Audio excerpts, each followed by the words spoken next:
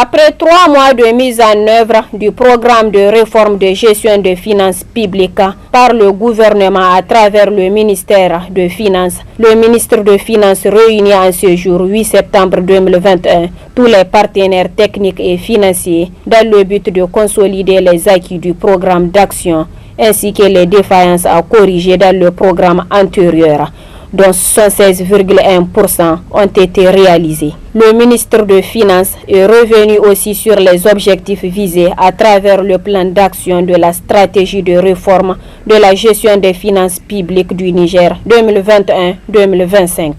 L'objectif global de cette stratégie est d'établir un système de gestion des finances publiques performant et transparent, orienté vers les résultats et conforme aux standards internationaux, notamment aux critères recommandés par le secrétariat du PEFA. Ainsi, pour ce nouveau programme, la vision stratégique retenue est qu'à l'horizon 2025, le Niger dispose d'un système de gestion des finances publiques efficace et transparent, conforme aux normes internationales en la matière et constitue un levier pour l'accélération de la lutte contre la pauvreté.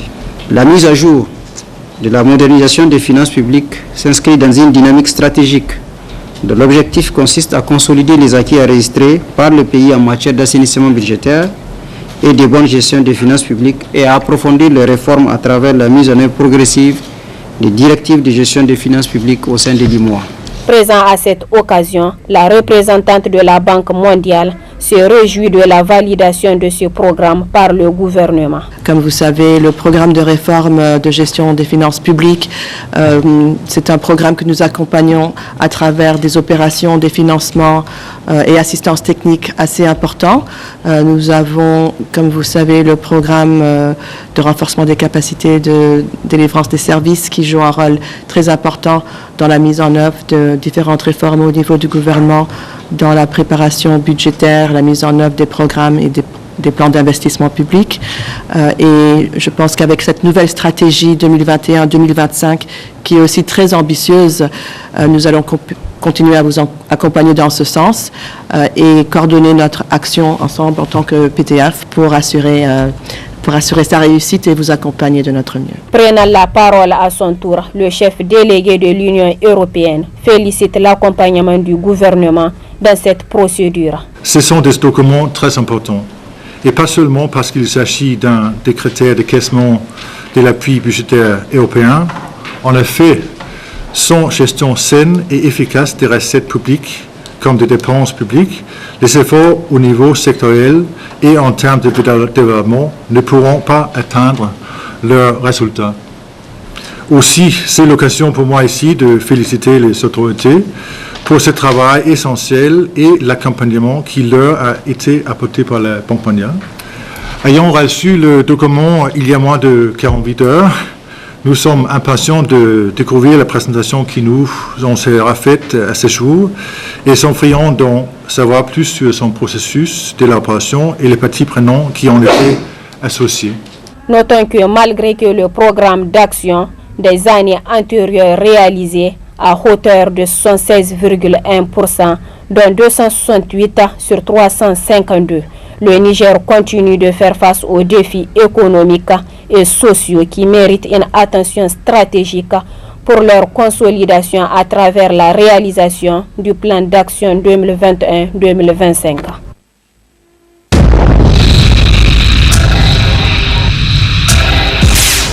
Ces contingents prêts pour intégrer la haute administration à l'honneur pour la célébration de la 2e édition de la graduation des étudiants de Suisse WIMIF University. Ils sont au total près de 200 récipiendaires du bachelor et du master sur les filières du droit, de la diplomatie et du management à qui on a remis solennellement leur précieux parchemin après des années de dur labeur. Une occasion pour le président du groupe Suisse WIMIF de revenir sur leur vision tout en prodiguant des conseils aux nouveaux récipiendaires. Moi, je ne veux pas demander à mes étudiants de devenir leaders ou dirigeants. Je vous demande de devenir les créateurs de valeur. Vous pouvez créer des valeurs pour vous, pour votre famille, pour votre pays, pour votre continent, beaucoup plus large pour les autres pays dans le monde. J'aimerais aussi remercier de chers parents pour votre confiance, pour votre soutien pendant cette durée de 3 ans. Vous avez soutenu vos enfants, que moi je l'appelle de nouveau les créateurs de valeur du pays. Au nom du corps professoral, Madame Elisabeth a aussi saisi l'occasion pour féliciter les récipiendaires et les autorités pour leur accompagnement. Nous formulons le vœu du renforcement de ce beau partenariat qui fait déjà ses preuves, comme l'atteste cette seconde cérémonie de graduation. C'est avec un immense plaisir que nous vous adressons nos chaleureuses félicitations.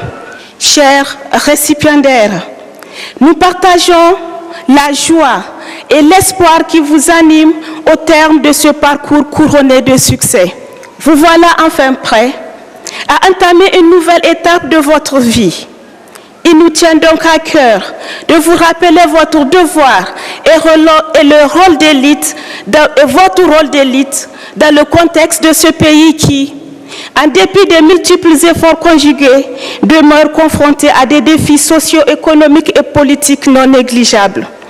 Il est dès lors temps pour vous, nos chers récipiendaires, de traduire en actes concrets la devise « We think differently » ou « Nous pensons différemment » que vous avez arboré fièrement tout au long de votre formation. Quant aux représentants des récipiendaires, il est revenu sur le parcours de leur promotion dénommée promotion Bazeille et s'est dit bien été formé pour le futur et pour toujours. Notre promotion est honorée de porter le nom de Madame Fatoumata Bazeille. Elle est un modèle pour nous et un modèle pour toute notre société, eu égard à son intégrité morale et son sens élevé du patriotisme. Cette promotion, dont j'ai l'honneur de porter la voix, est composée de parcours divers. Nous sommes des juristes, des diplomates et des managers. Chacun à sa manière a dû relever des défis pour réussir. Personnellement, après mon bac, j'étais parti en France pour une formation en sciences politiques. Cependant, à cause des décalages entre les théories occidentales et les besoins de nos pays africains, j'ai décidé de revenir au Niger. Dans cette optique, SUSUMEF a répondu à ma quête d'une formation de qualité et m'a permis de rencontrer et échanger avec d'éminentes personnalités de notre pays. Beaucoup de nos échanges avec ces praticiens sont gravés dans notre esprit. C'est dire qu'on peut rester au Niger et bénéficier d'une formation de qualité connectée à nos besoins. Au terme de cette formation, nous nous estimons prêts à participer à la construction du pays. Outre les compétences théoriques, nous avons été outillés à être des citoyens responsables et engagés pour participer à la transformation de la société. Nous sollicitons de ce fait nos aînés dans le cadre d'un encadrement pour acquérir l'expérience en vue d'être utiles. Cette promotion 2021, de par sa promotion solide à tout égard, saura se comporter en responsable et servir loyalement la communauté, à marteler le responsable. Notons aussi la remise des distinctions aux meilleurs bachelors des 8 régions du Niger et les majors de chaque filière de la dite promotion a sanctionné cette cérémonie solennelle de graduation de la promotion Bazeille.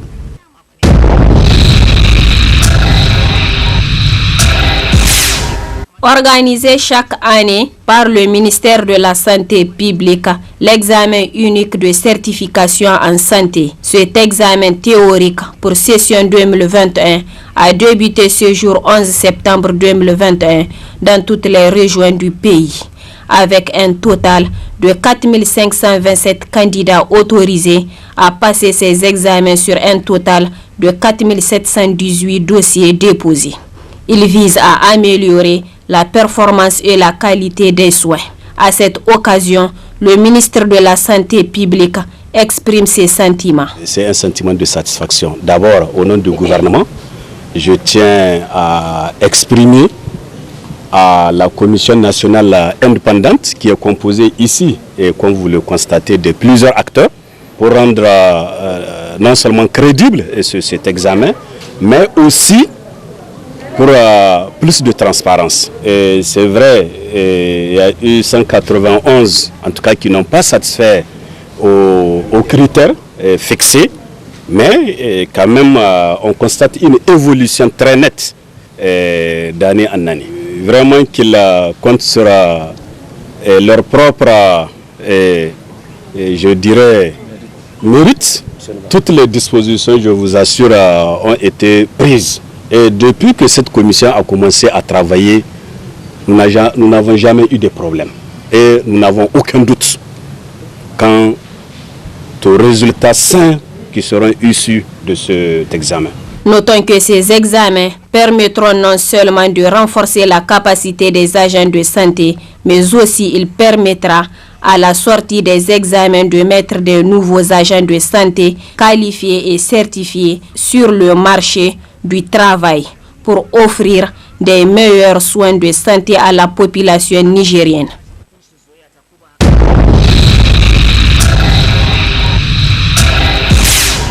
Mais en ce qui concerne Mamadou Doumbia, il faut dire que moi je peux avancer seulement que en fait il n'a pas la même carrure que Goïta. Parce que vous avez vu dès au départ, contrairement au Mali où le président, l'ancien président Ibeka a été vraiment n'a pas été malmené, et puis aussi qu'il a été bien traité, et on l'a montré à la télé. Mais en Guinée, vous avez vu comment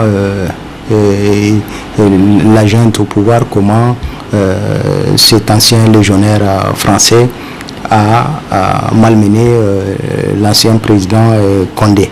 Donc, si vous avez vu, c'est que les deux hommes n'ont pas la même vision, parce que l'autre il paraît plus brut,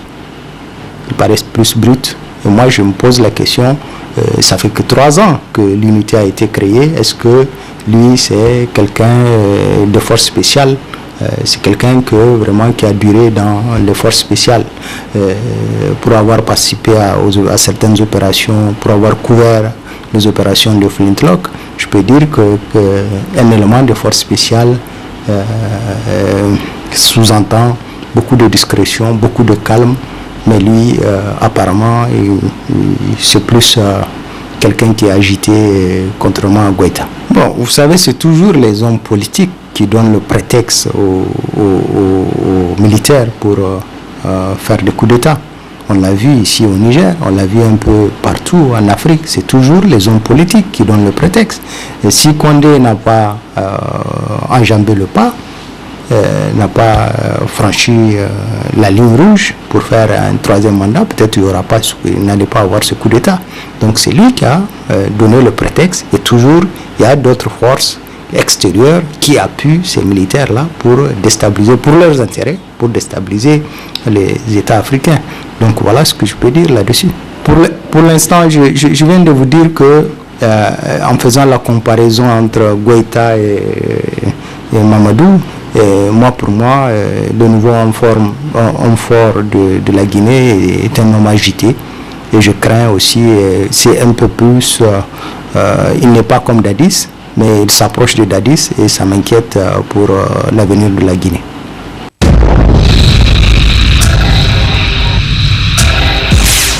Cette compétition Shark Tank, destinée aux femmes entrepreneurs du Niger, a vu la participation de plusieurs jeunes femmes entrepreneurs et de groupements de femmes émergentes au Niger.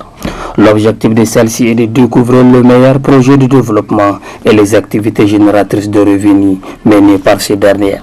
Une occasion d'une part pour l'ambassade des États-Unis au Niger de soutenir les femmes entrepreneurs en cette période de crise. Yazi Adamou est le président du Niger Business Angels Network, membre du comité d'organisation de cette compétition.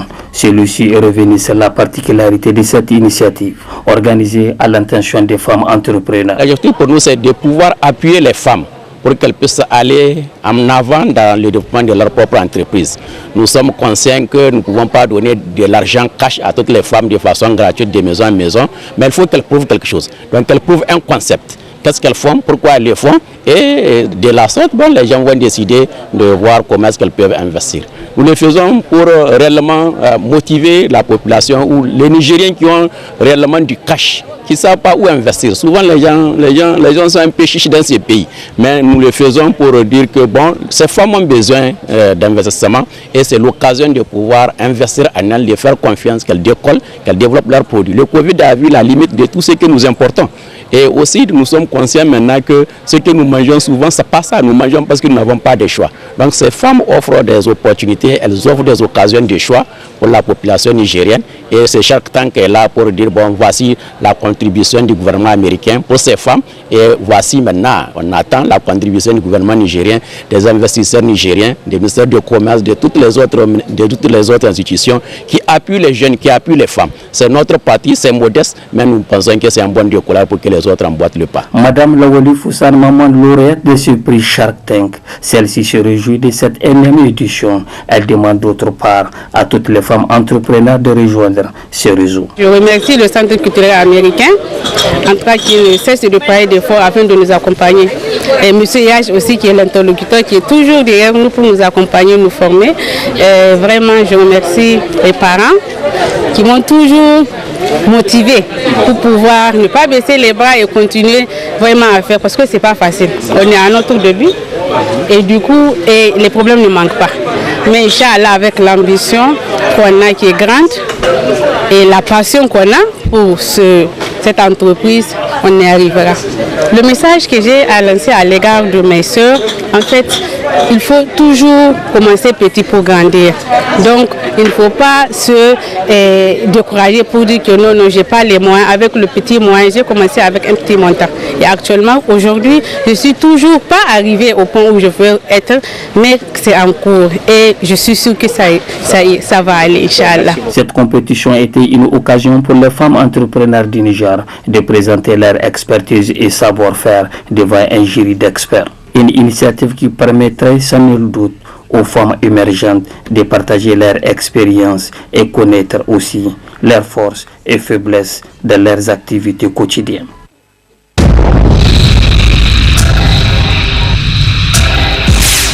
Plusieurs patients nécessitent la transfusion sanguine. Il s'agit généralement des situations d'anémie qui se posent et dans lesquelles peuvent se retrouver les femmes enceintes, les drépanocytaires, les accidentés ou simplement ceux qui souffrent d'anémie chronique. À Niamey, les besoins se fait sentir. La pénurie de sang se fait de plus en plus ressentir dans les hôpitaux et c'est l'occasion pour la clinique Wangari d'organiser cette séance de collecte de dons de sang au niveau de la CNTS. Nous avons beaucoup d'enfants drépanocytaires pour lesquels le sang est incontournable. Ailleurs, vous savez que les accidentés, les femmes qui accouchent en perdant beaucoup de sang, sont des cas concrets pour lesquels on a besoin de sang.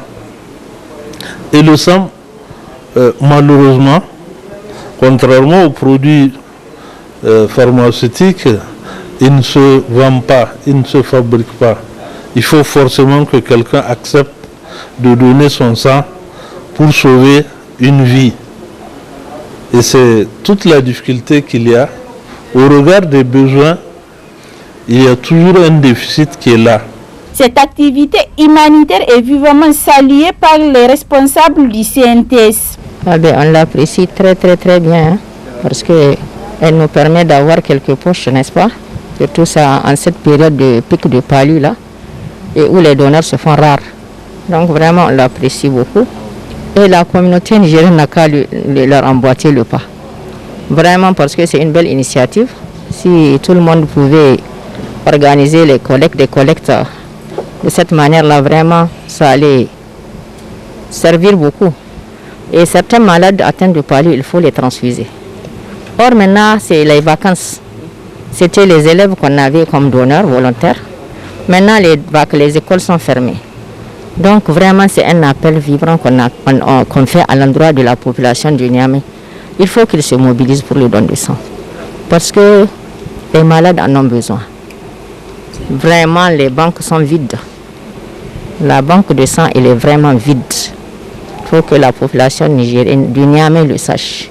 Notons qu'un don de sang est un processus par lequel un donneur est volontaire pour se voir prélever du sang qui sera gardé dans une banque de sang avant de transfuser le sang à une personne malade. Enfin, le coordinateur de la clinique Wangari a lancé un appel à la population de venir massivement donner un peu de ce liquide précieux qu'est le sang, car donner son sang, c'est sauver une vie.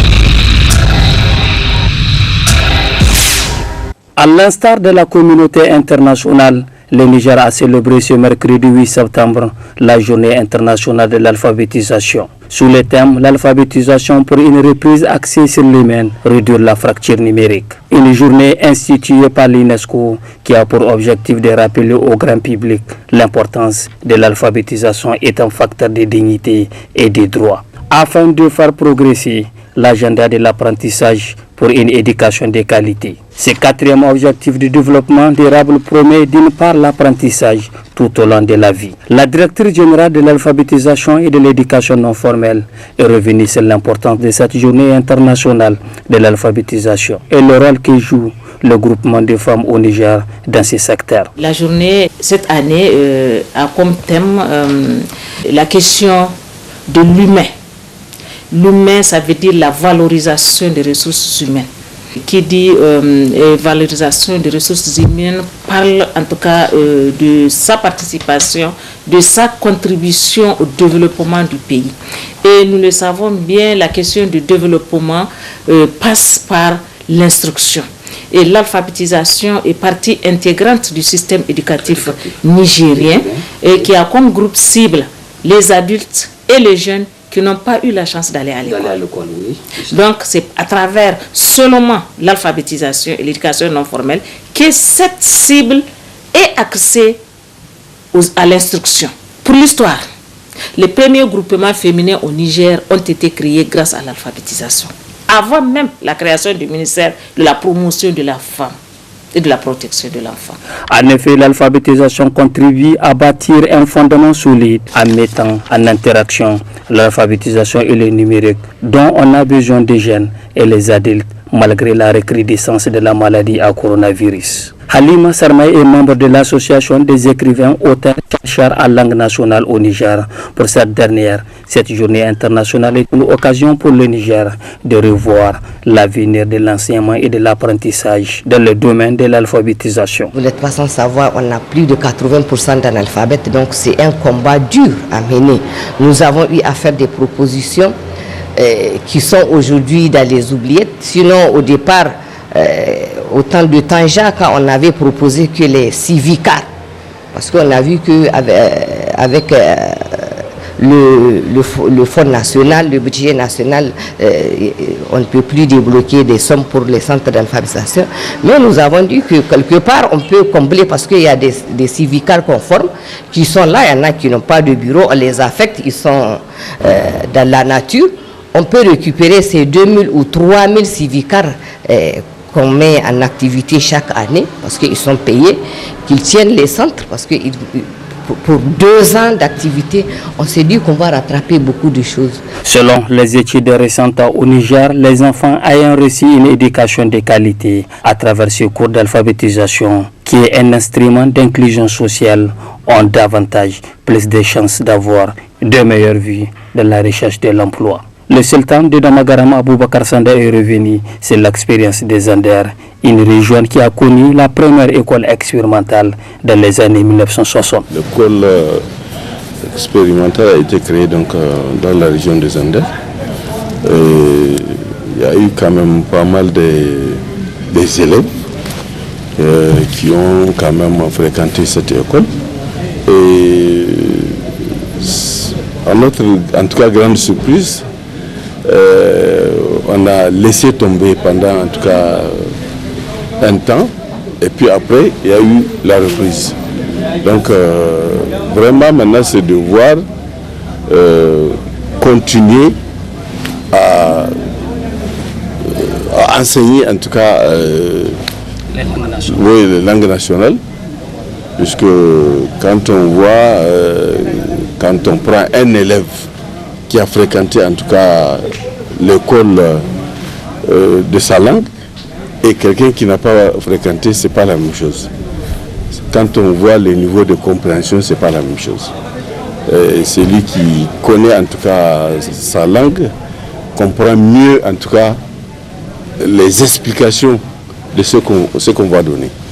Alors c'est différent. Vraiment, quand on voit, il faut quand même essayer de renforcer ça, continuer en tout cas à enseigner en tout cas notre langue. Selon la statistique 2014-2015 publiée par le ministère de l'Éducation nationale, de la promotion des langues nationales et de l'éducation physique, des progrès ont été constatés à travers la création des centres d'éducation non formelle et de l'alphabétisation, dont plus de 1644 centres répartis dans les 8 régions du Niger, avec une participation massive du genre dans l'apprentissage. Une situation qui contribuerait sans nul doute à la réduction de la fracture numérique au Niger.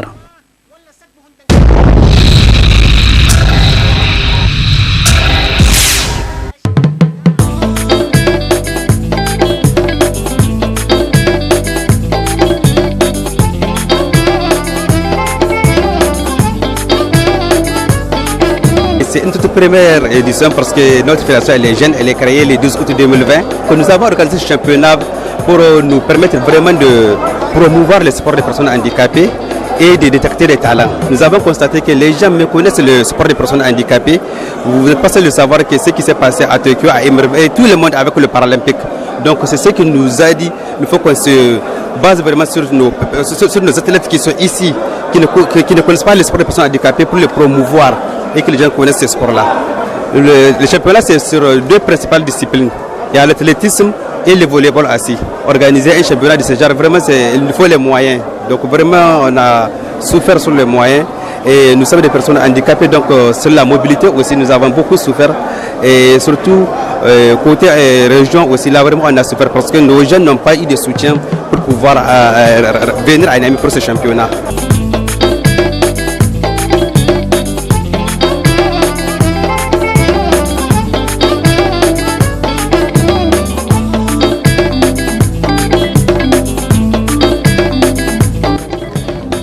Mun sha zuwa ne amma bangaren boli a siyo wanga ne na farko.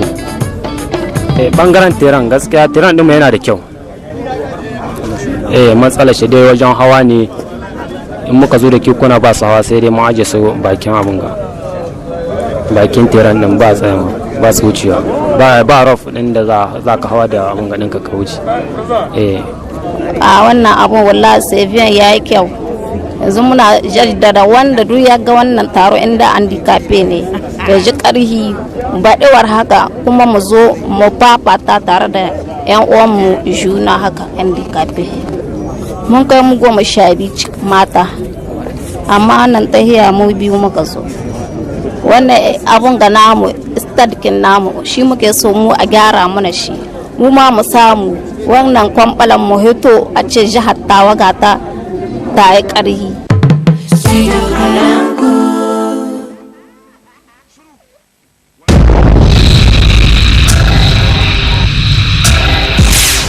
De retour du Nigeria, le champion du Niger en boxe Moussa Habigado a été accueilli par les membres de la Fédération nigérienne de boxe, où il a pris part à une compétition internationale Heritage Boxing Entertainment et a remporté la victoire. La délégation a fait le tour de la ville avec les héros flambant le drapeau du Niger et ses 3 ceintures gagnées à l'international, jusqu'au club de boxe Dodo Sanahori de Niamey. Le manager a profité de l'occasion pour remercier les partenaires et le ministère des Sports pour leur soutien à la réalisation de cet exploit.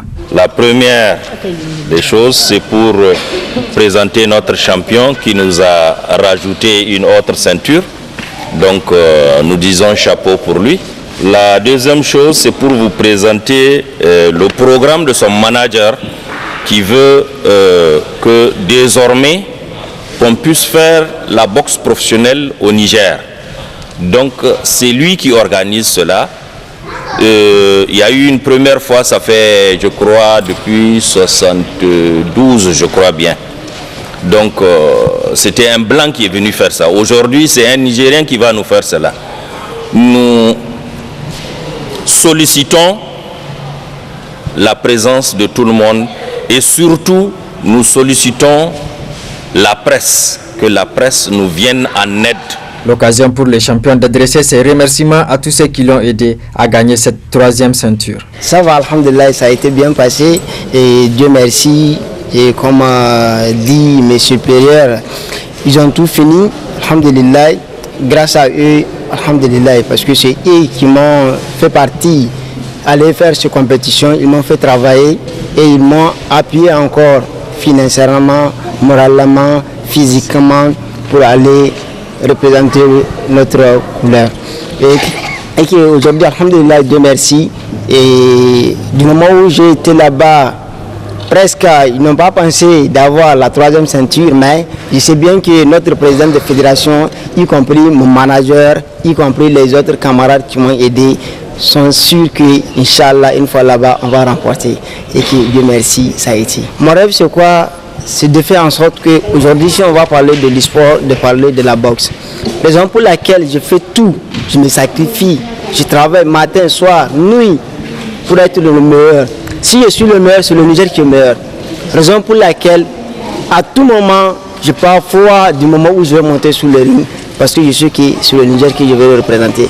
C'est pas moi, c'est le Niger. Donc c'est le Niger qui gagne. Le président de la FENIBOX a saisi l'occasion pour présenter le programme du championnat de boxe professionnelle.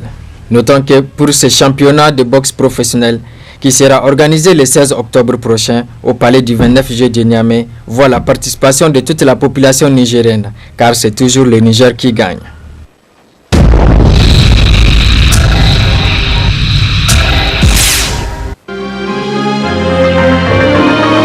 Corruption et scandale financier. Issoufou Mamadou, le parrain désabusé, a constitué un des titres à la une du courrier cette semaine. Le courrier qui rapporte que l'ancien président de la République, Issoufou Mamadou, n'a pas attendu longtemps pour se désillusionner totalement sur ses capacités à imposer sa logique de gouvernance à son successeur. La raison, le fossé entre les deux hommes est énorme sur la question de la corruption. Le premier s'est érigé en véritable parrain pour les délinquants économiques, tandis que le second entend les combattre sans faiblesse.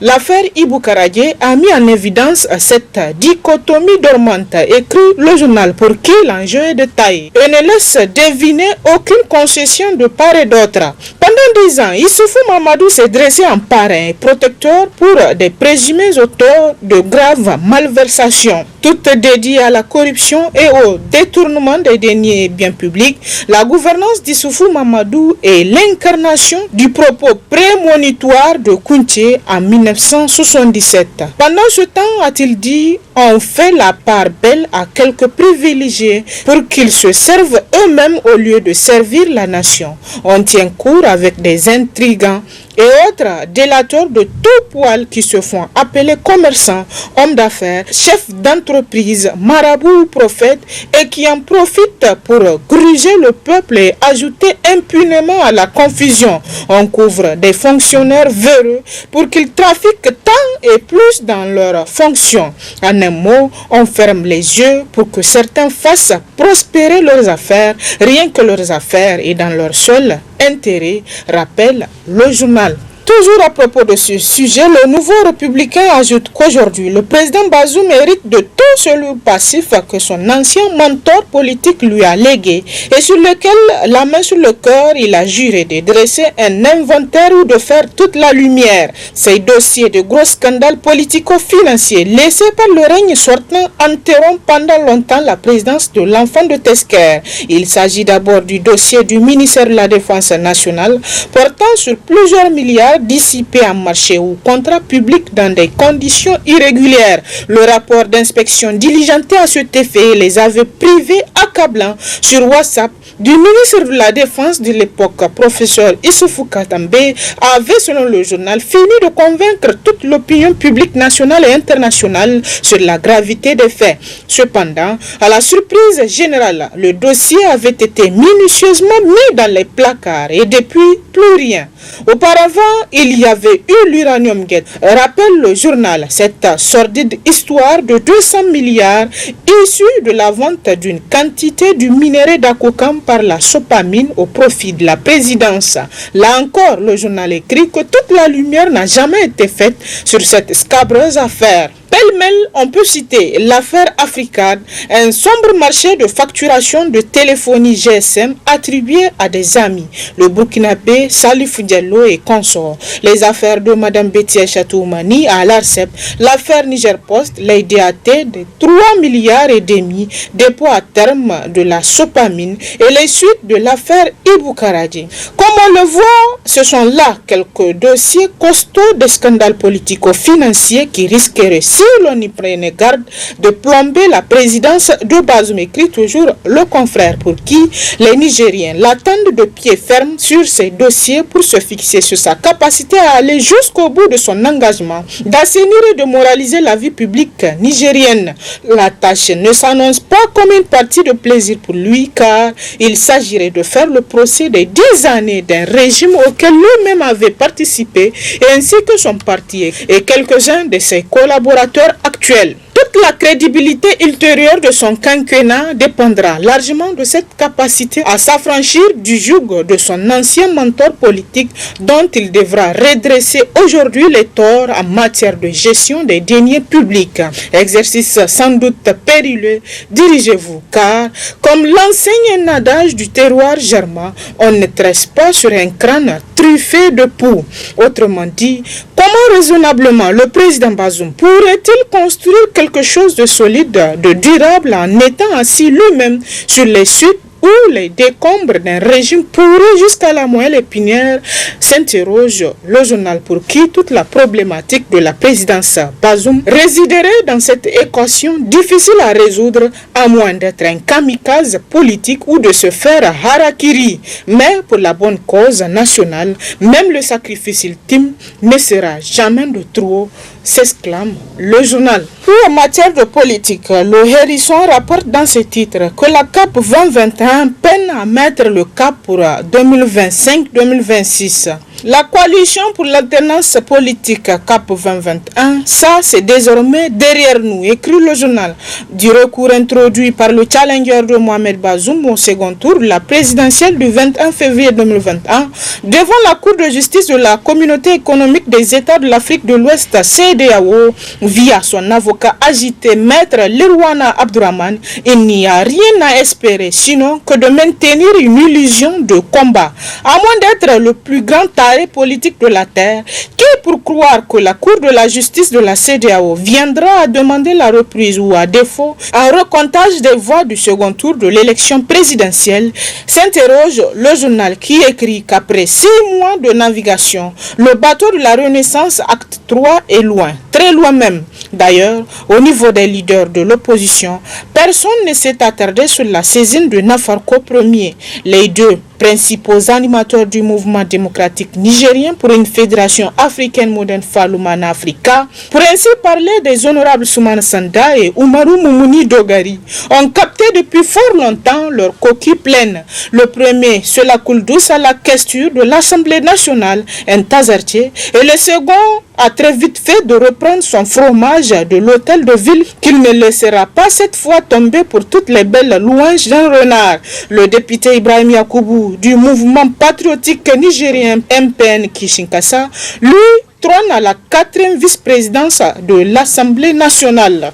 L'honorable Omar Hamidou Tchana, dit Ladan Tchana, de l'Alliance des mouvements pour l'émergence du Niger Amenamine, semble s'y plaire à la haute cour de justice. Damadou Ali Jibodi Maxa, aucun écho. La bouche qui mange ne parle pas du ton.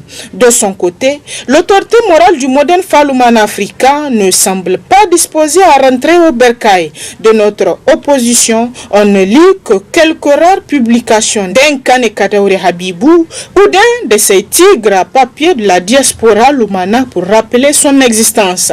Complètement méconnaissable en ce début de mandat du président Mohamed Bazoum, la CAP 2021, du moins ce qui reste d'elle, peine à mettre le cap pour 2025-2026 aux grandes dames de ses militants et sympathisants déboussolés sans le moindre repère.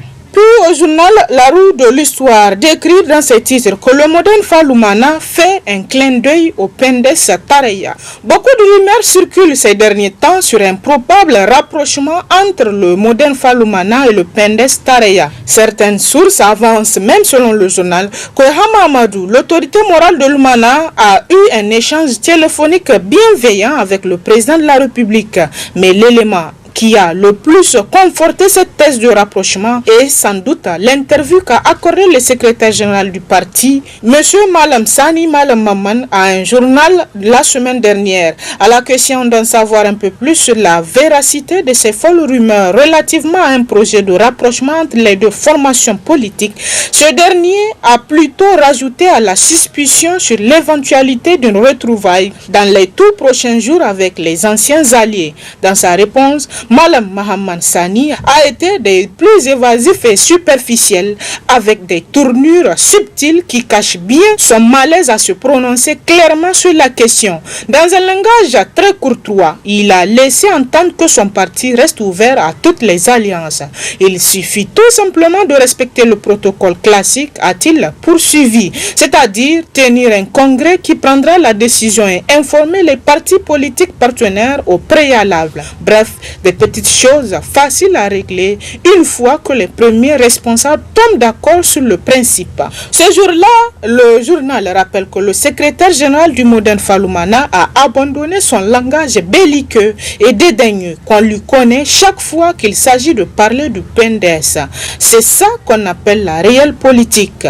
Le Modern Faloumana a compris la limite de sa politique des chaos et revient à des meilleurs sentiments pour jouer bas la terre. Et puis l'actualité à travers les journaux cette semaine reste marquée par le coup d'État en Guinée-Conakry. La CEDEAO face au coup d'État en Guinée-Conakry, des mesures plus souples pour Doumbouya que pour Goïta, a constitué un des titres du Hérisson. Le mercredi 8 septembre 2021, soit 48 heures après le coup d'État militaire qui a renversé le régime d'Alpha Condé, les chefs d'État de la Communauté économique des États de l'Afrique de l'Ouest, CEDEAO, se sont réunis en sommet extraordinaire virtuel pour examiner la nouvelle situation en Guinée et prendre les mesures qui s'imposent. Il ressort de ce conclave la condamnation du coup d'État intervenu, la suspension avec effet immédiat de la Guinée-Conakry de toutes les instances de la CEDEAO et de l'envoi rapide d'une mission de haut niveau de la dite organisation à Conakry pour évaluer la situation, nous apprend le journal. La conférence des chefs d'État dit qu'elle réexaminera cette situation à la lumière de l'évolution des événements et du rapport de la mission de haut niveau. Aussi demande-t-elle à l'Union africaine et aux Nations unies d'endosser les décisions de la CEDEAO sur la Guinée. À l'endroit du lieutenant-colonel Mamadi Doumbouya et ses camarades putschistes, les chefs d'État exigent le respect de l'intégrité physique d'Alpha Condé et le retour à l'ordre constitutionnel normal. Ce sont là des mesures plus souples que celles qui ont été prises à l'encontre de la junte militaire au Mali qui a renversé le président Ibrahim Boubacar Keïta, estiment plusieurs observateurs. Toutefois, selon le journal, il faut faire remarquer que les deux situations ne sont pas comparables. Au Mali, le coup d'État a été perpétré contre un président en exercice détenteur de la légalité constitutionnelle, Ibrahim Boubacar Keïta, venant d'être réélu pour son deuxième et dernier mandat, d'où la fermeté de la CEDEAO. En Guinée-Conakry, le président déchu Alpha Condé, quoi qu'en exercice aussi, s'était octroyé un troisième mandat obtenu aux forces après trituration de la constitution de son pays, foulant au pied le protocole additionnel sur la démocratie et la bonne gouvernance de la CEDEAO qui interdit, selon le confrère, les modifications constitutionnelles pour se maintenir au pouvoir. Autre actualité à travers les journaux cette semaine, c'est la visite du président Bazoum à Tillabéri. Agenda du président de la République, Bazoum Mohamed à la rencontre des populations de Tillabéri. Écrit dans ses colonnes le journal Le Courrier. Le président de la République, Bazoum Mohamed, sera l'hôte des populations de la région de Tillabéri du vendredi 10 au samedi 11 septembre 2021. Cette visite entre dans le cadre d'une prise de contact avec ses compatriotes depuis son investiture le 2 avril avril 2021, après qu'il a été proclamé vainqueur de l'élection présidentielle controversée de février. En début du mois de juillet, il était à Difa. Le choix de Difa et de Tillabéri pour ses premières sorties n'est pas fortuit, écrit le journal. Ce sont les deux régions les plus touchées par le terrorisme qui sévit dans notre pays depuis 2015. Cette présence auprès des populations en situation difficile est vivement appréciée. En 10 ans, son prédécesseur Mamadou Issoufou n'y a jamais pensé, écrit le confrère. Il ne s'est jamais encombré d'aller vers ses concitoyens pour leur apporter la moindre compassion et leur remonter le moral, même après des attaques meurtrières. Au contraire, Mamadou Issoufou se débrouille toujours, selon le confrère, pour s'envoler pour une des destinations étrangères au lendemain de massacre de ses compatriotes. Pour Issoufou, c'était humain. Trop humain, écrit le journal. C'est comme si ses compatriotes, au nom desquels il plastronne pourtant sur toutes les tribunes, ne comptent pas à ses yeux et ne méritent pas sa compassion. Comparaison n'est pas raison, mais c'est un fait qu'il convient de relever et un actif à mettre sur le compte de Bazoum. Tout comme à Difa, la sécurité sera sûrement au menu de la rencontre du chef de l'État avec les populations de Tillabéri. Des populations meurtries par les attaques terroristes incessantes et plus meurtrières les unes que les autres. Le président Bazoum mettra à profit cette visite pour se rendre le vendredi sur le site du barrage de Kandaji. Ce vieux projet qui risque de devenir un mythe est le samedi à Anzourou, ciblé par plusieurs attaques qui ont contraint momentanément les populations à être déplacées avant d'être ramenées. Tillabéri a payé et continue de payer un lourd tribut de ces attaques, sans savoir pourquoi. Le journal écrit plus loin qu'il ne s'agira pas pour Bazoum de faire des déclarations intempestives du genre « Le Niger sera le tombeau de Boko Haram » de son prédécesseur, mais tout simplement de soutenir les populations en véritable situation de détresse. Un soutien qui, selon le journal, doit se traduire en actes, en dotant nos forces de défense et de sécurité des moyens nécessaires pour mettre hors d'état de nuire ces bandits qui écument notre pays depuis 2015 et la région de Tillabéri depuis 2017. Toute autre voie n'est que simple ergotage et simple ratiocination. Et c'est l'essentiel de l'actualité à travers les journaux cette semaine. Très bonne lecture et à la semaine prochaine, Inch'Allah.